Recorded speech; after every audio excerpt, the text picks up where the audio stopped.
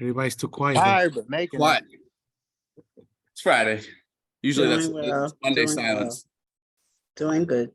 Yeah. I'm actually on break from work, so I've got to go back after this. Yeah. Bummer. It's hard to go back. It's the life of a restaurant worker, so No doubt. So as I'm sure y'all know too well. oh yeah. Oh yeah. Hey, look on the bright side. At least you're getting a break. Yeah. Yeah. All right. So, pretty much like we said, I mean, we don't come with like a whole lot, like much material, for study hall. It's kind of just open more for you guys, to come with questions or whatever concerns. So I usually just kind of leave it open if you guys got questions, anything. If not, we just chit chat or whatever. Like I said, we keep it at a half an hour. So anybody got any questions, concerns, burning desires, anything?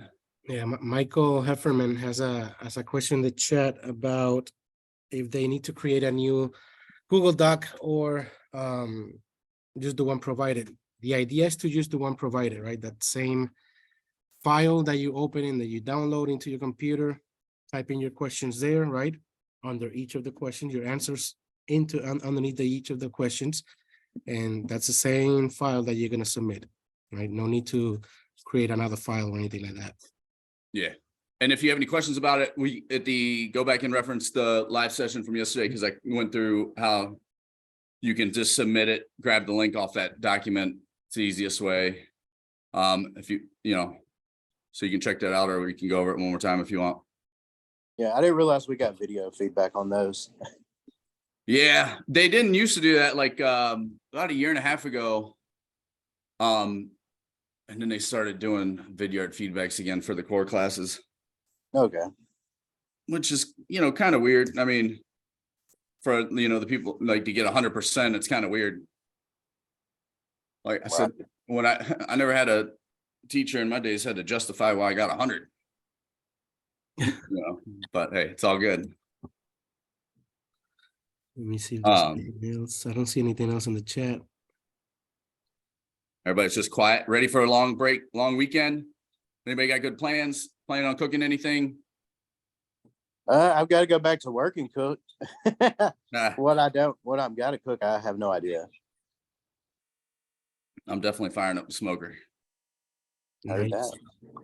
I might have to go back and prep some stuff. I'm a supervisor at my job, so they were out of some stuff before I left. So prep work.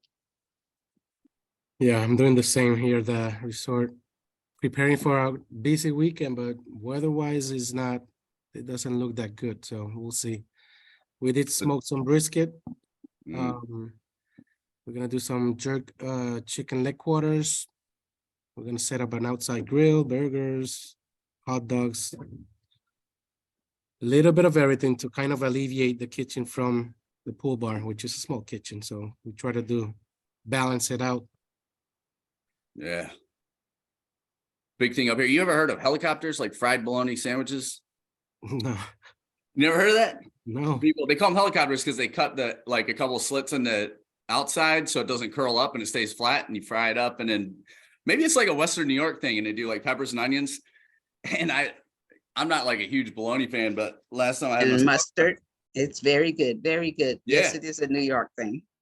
I fired up my smoker and I went and bought a big log of bologna and I rubbed it all in yellow mustard and seasoned it up, and I smoked it for like 5 hours and then cut these big fat steaks and grilled them over the fire. Made sandwich. It was good. It took bologna sandwiches. Now you're making me hungry, Chef. I know, right? Yeah, it's hard to believe it's already Memorial Weekend. Summer came quick this year. This year is flying by. Yeah. Yeah. I told my mom last night that you had me wanting to open up like a food truck, like serving gelato, different flavors of gelato. Oh, things yeah, like that. man. Oh, And doing kind of like a spin on the European thing. So like kind of like a flan flavored gelato. Yeah, Which is like Spain and Italy kind of combination, and somehow throwing Germany in there somewhere, which is easy to do because they have the best desserts. Right. So that's kind of my thing. And my mom was like, well, that's so expensive. And I'm like, well, it's going to be expensive to start a business, period. I mean, that's why they have business loans, right? A food truck, I mean, it's definitely cheaper than brick and mortar. I mean, but it all depends on the food truck, man. I mean, it's kind see, of tough, the you only know. thing I'm worried about with the food truck is just storage space. Yeah. Well, you have to have I mean, here in New York, where I'm at, you have to have what they call a commissary kitchen, technically. Oh yeah, absolutely. Yeah, I know what that is. So, but you know, it's like when I was helping this guy start one for his farm, you know, he was looking at food trucks, and I mean, you can find used ones as low as like 30 grand and maybe cheaper, but if you want to totally trick it out and customize it to what you want, I mean, you could drop a couple $100,000, dude, for real. But and the thing is, you know, it's nice to buy a used one, but you really got to check out the condition of it, make sure it's not crashed. And plus, I mean, you got to take into account the equipment that you need on the truck.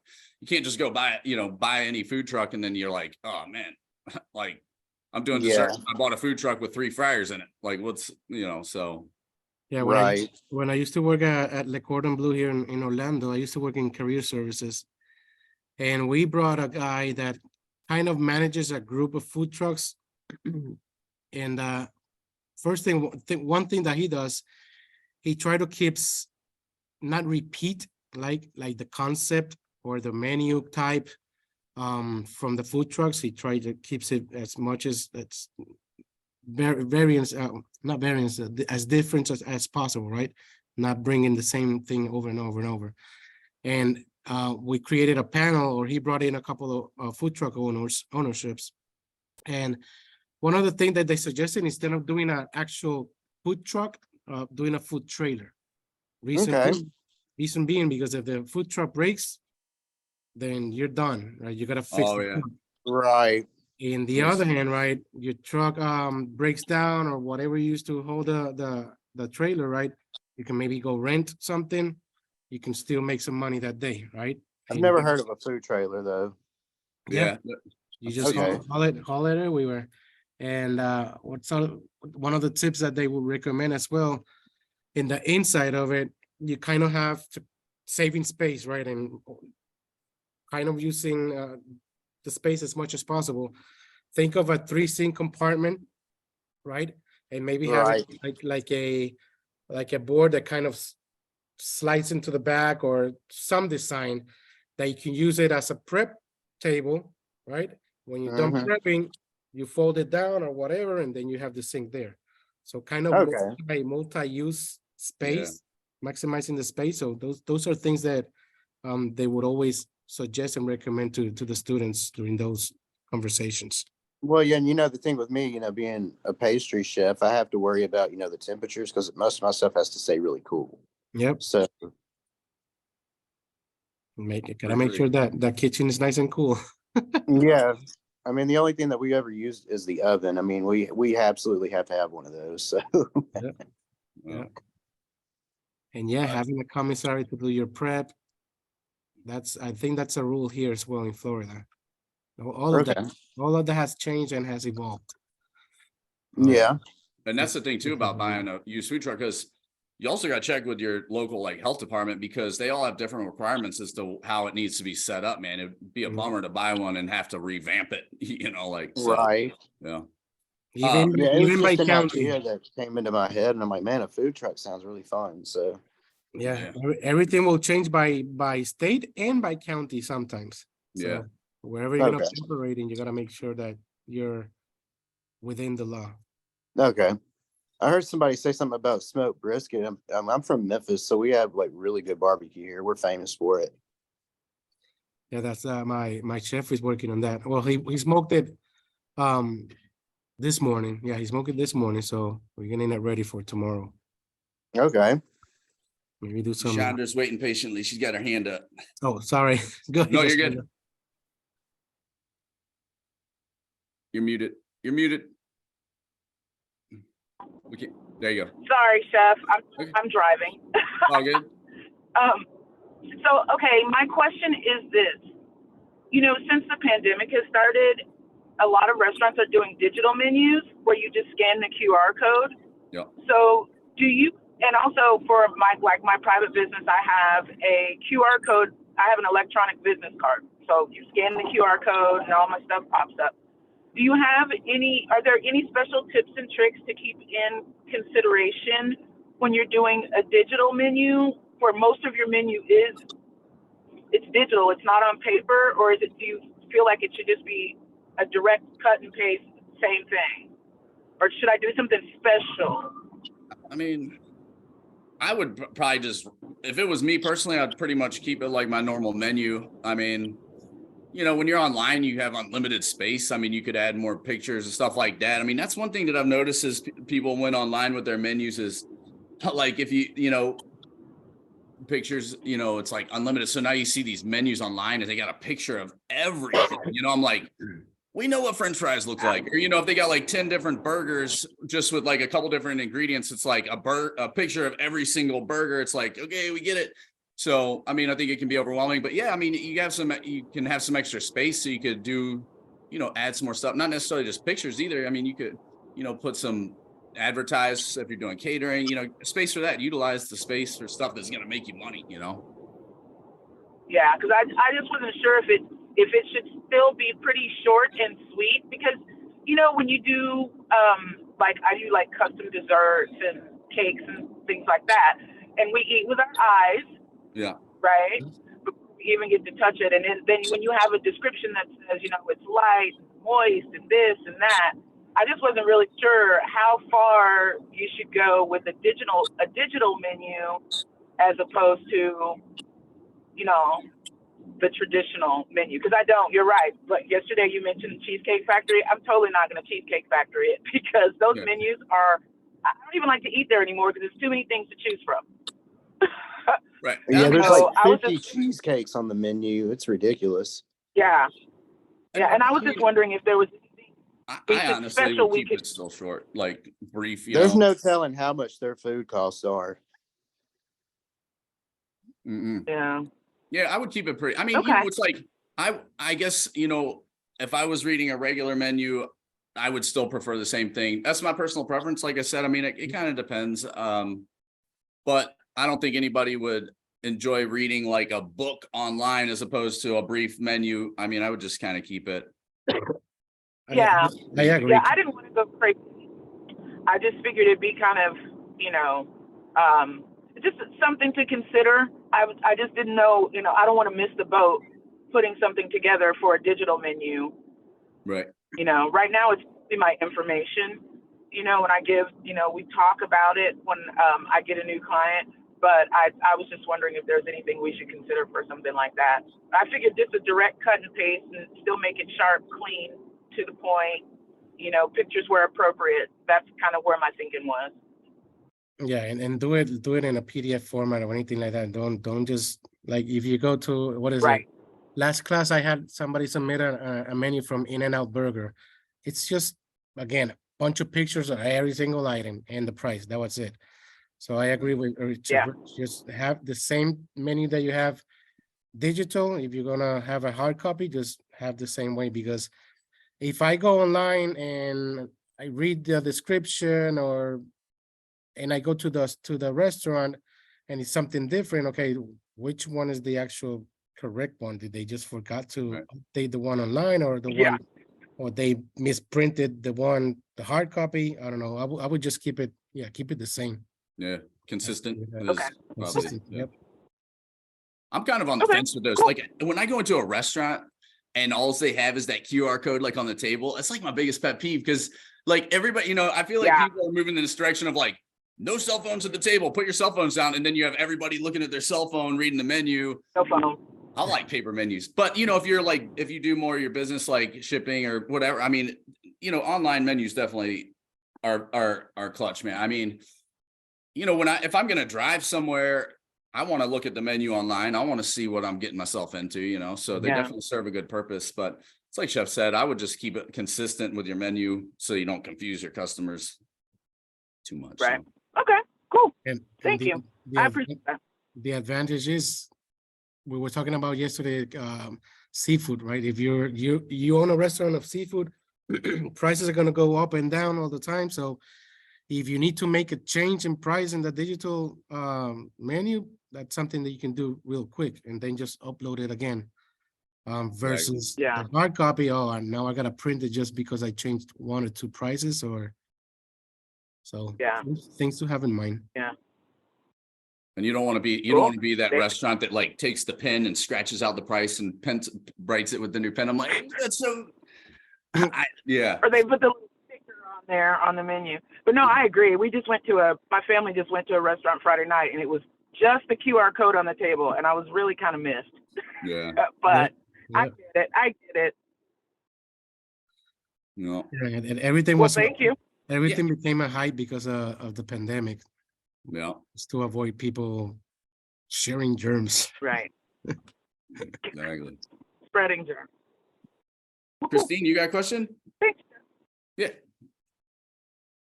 Yes, my question was, so we're writing out a menu and pricing the ingredients as well for the price On the on our sign? assignment? Yes.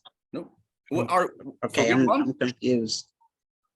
For the week 1 assignment, all you're gonna do is you're gonna look at the 3 different concepts, Questions? Okay.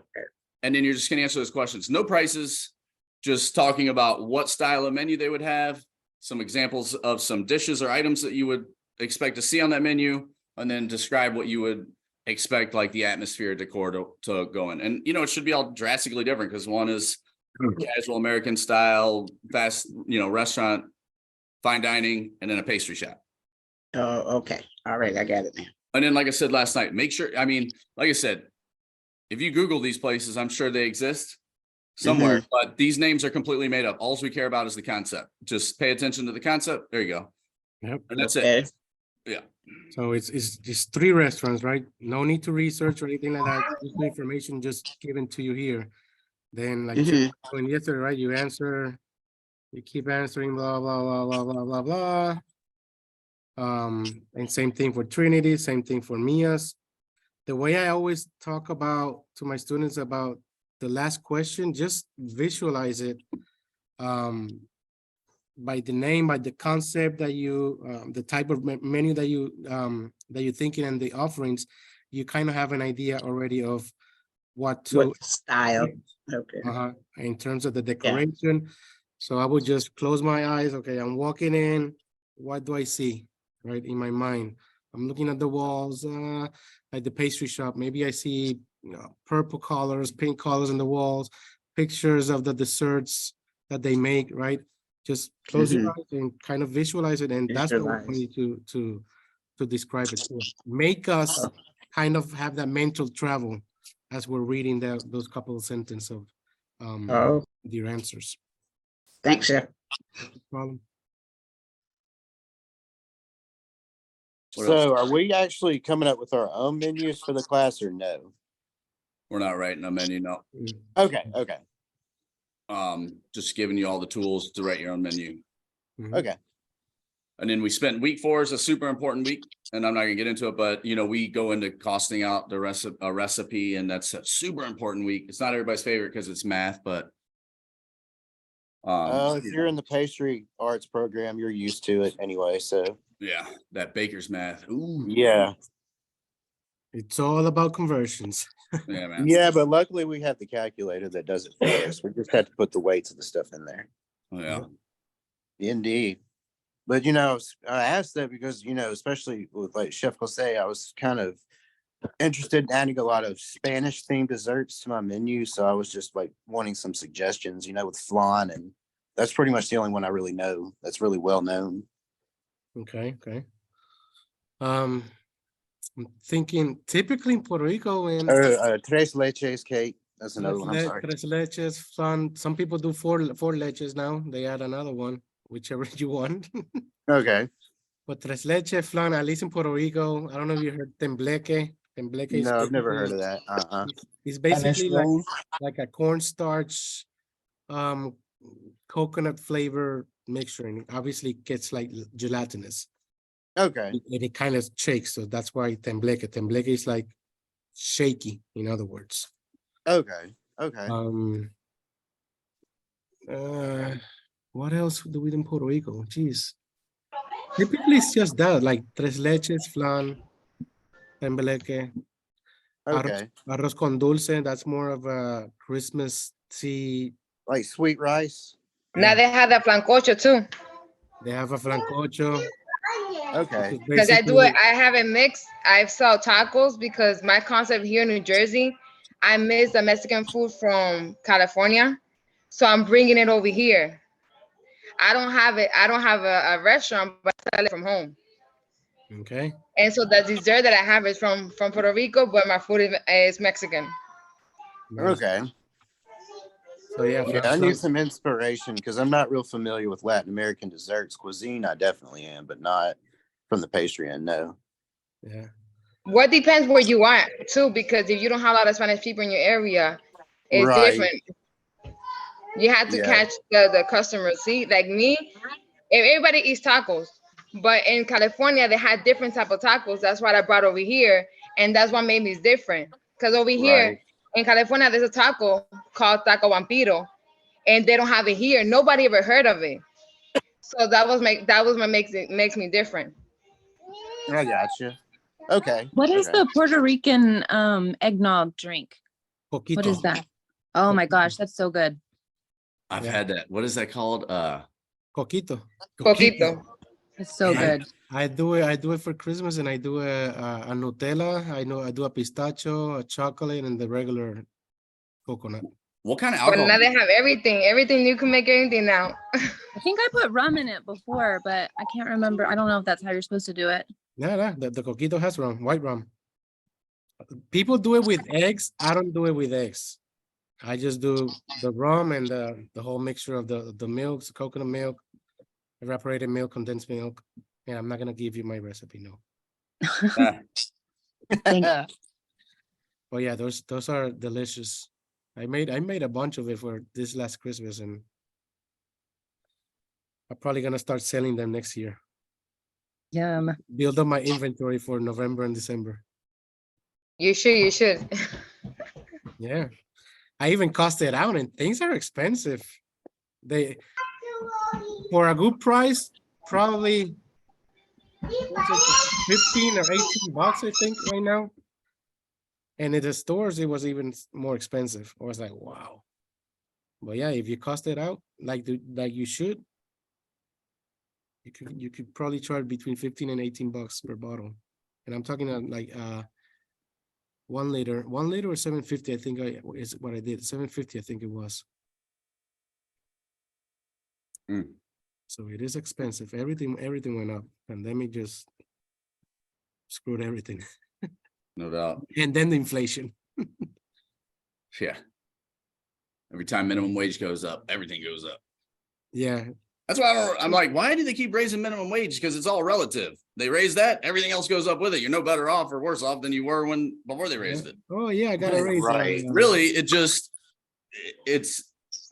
the people that suffer, the people that make more than minimum wage.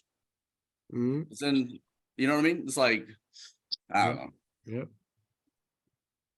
The But- raise that you get doesn't justify the cost of living. Yeah.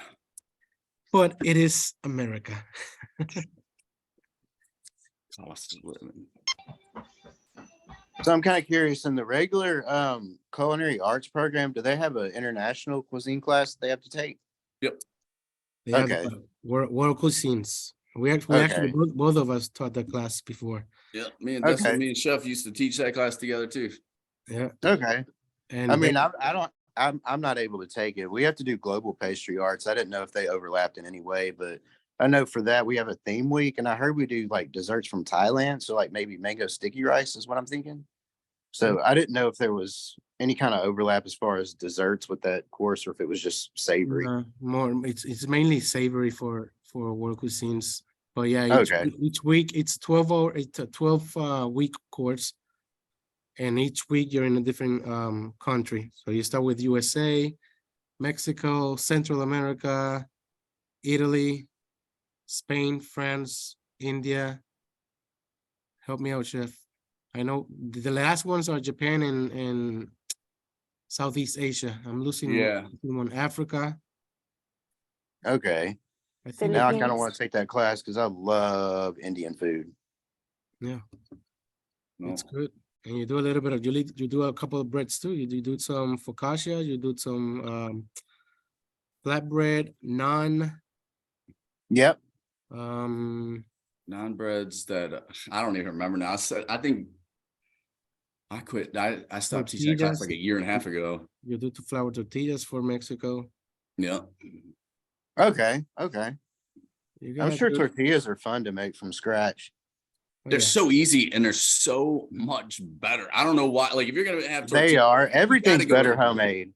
yeah, it's like night and day, man. Like once you've had real homemade tortillas, you never want to go eat those store-bought ones. Oh, I know. And it's like me, my mom's so afraid because I bake so much, she's afraid I'm gonna gain weight. And I'm like, Mom, the stuff I'm making from scratch is way better from you than that stuff in the can. So Yeah, no doubt. and now I see all these tasty videos and they're using canned fruit and vegetables, and I'm like, oh no. It bothers me now. I'm like, that Mhm. stuff is just so bad for you. Yeah, I definitely from my once I had kids. I mean, I look at the ingredients now on food a lot more now, and it's crazy. Like what's in Yep. food that you can't even pronounce. Like, what is that? Yeah. Right. It's not made to run on that. If And you everybody can- wonders why America is such an obese country. That's why. Yeah, I learned that if you can't pronounce it, then don't even buy it. Right. I mean, that's also something that you're taught as a nutritionist is to, if you're going to buy anything canned, look mostly at like the sodium content Mhm. because they're so high in sodium. Most canned stuff is. But it's just, it's a lot more fun to make things from scratch anyway. It's more time consuming, but you can put a lot more love into it. So, Yep. See, I've been talking too much already, and now I'm coughing. This oh, link- somebody said in the chat, Chef, I should try Puerto Rican food. Yeah. Let's It's see. good. Mofongo is our traditional. That's basically fried green plantain, and then it's mashed. Oh, plantains are good. I add crispy bacon to it. The bacon fat, I add to it a little bit of oil, garlic, as you're mashing it. All that mixes Right. together. And Okay. some people stuff it with garlic shrimp, skirt steak. I don't know, you name it. Okay. About pasteles. Pasteles, yep. That's basically what would be something that assimilates to that? You know, tamales, right? Oh, yeah. But this one, our pasteles are made with root vegetable, either yuca or plátanos, so green plantains. And basically you mix that, it's a batter, and you put either braised pork, and just add it to the mix and kind of fold it in. And then Okay. wrap it up with some banana leaves. Okay. Wrap Yeah, it I'm used with- to real Spanish cuisine, so like paella and the Spanish, what's it called? The Spanish omelets that are made with a lot of egg and Yeah, that kind of thing. I'm used to Tortillas. eating pig ears. tortilla, Yeah. tortilla The española, yeah. Spanish tortillas, yeah. Yep. And I'm used to walking into shops in Spain because I lived there for 3 years. I was in Madrid and Barcelona. And you go there, you can walk into shops and they just have like pig ears sitting on the counter. You can walk in and just eat it and walk out. They do not care at all. So it's a big pig ears, for some reason, the Spanish love it. I don't know why. Yeah, in Puerto Rico, if you go to a certain area in the mountains, it's called, oh my God. Anyway, it's in the mountain, and within a quarter mile, you got like probably like 10 lechoneras, which is places that they sell roasted pig. Okay. They got like 2 or 3 like whole ones in the window, and they just chopping with your Oh, so rice. pig is just a big deal in Hispanic cuisine, period. Isn't that where those black Okay. Iberian pigs came from, or they're big in Spain, right? Is that? The black ones are big in Spain, yes. Yeah, Those are really, really expensive ones. that's like the. For the I can't jamon. remember how long that breed of pig has been around since since the beginning of time, man. Yeah, and that's for the jamon ibérico. That's the most expensive ham. And it's because it's a specific breed. They only feed them Acorns, right? Don't they eat yep, acorns? acorns. Yeah. That's all they eat. If they're really Iberian pigs, they only eat acorns. Some of them kind of mix it with other stuff, but 100% that should be their diet. That's why they're so Right. pricey. The And I flavor- recently learned that Spain is actually the world's largest producer of olives and olive oil, which is weird because I thought it was Italy. And that's one thing that I'm probably gonna bring it up next in the next study hall. When you look at olive oils, they're like there's a specific stamp. I can't remember the name of the association, but that stamp kind of officially makes it's 100% olive oil from olives, right? Or from it's officially from Spain or from Italy. It's not a blend of other oils like Is that like that DOC label? right? Yes. I can't Like in remember what- France, they have it the same kind of thing for like their wine and food. and It's the specific cheese. about where Yep. it came from, the region, and Exactly. that's when you know it's the real deal. Yep. Because a lot of people like, I mean, and I blame myself in the early years, I would just buy, oh, this looks extra virgin oil, right? Looks good, Right. tastes good. Now, when you start looking into things, yeah, well, they're just giving us crap. We're Yeah. not getting the real thing. Well, I mean, that's the benefit of becoming a chef. You learn to train your taste buds so you can distinguish between the real thing and what's not. Mm-hmm. Yep. So, Does anybody else have any questions about the assignment? I'm ready to No. get this weekend started. Everybody's clear. Like I said, I mean, I will be checking in on my computer yeah. throughout the weekend. I mean, I'm not just going to disappear. So, like you said, if you guys have any questions over the weekend, you're more than welcome to hit me up. I'm sure Chef's the same way, but just be patient. You know, I mean, we probably won't get right back to you, but I'll check in at least a few times a day and see what's going on and see if you guys have any questions or concerns, because, you know, everybody's downtime. They're trying to catch up and stuff. So I get it. All right. Well, Other than that, enjoy your weekend. Everybody have a everyone. safe weekend. Have fun. Have a good weekend. Take care, See you everyone. guys.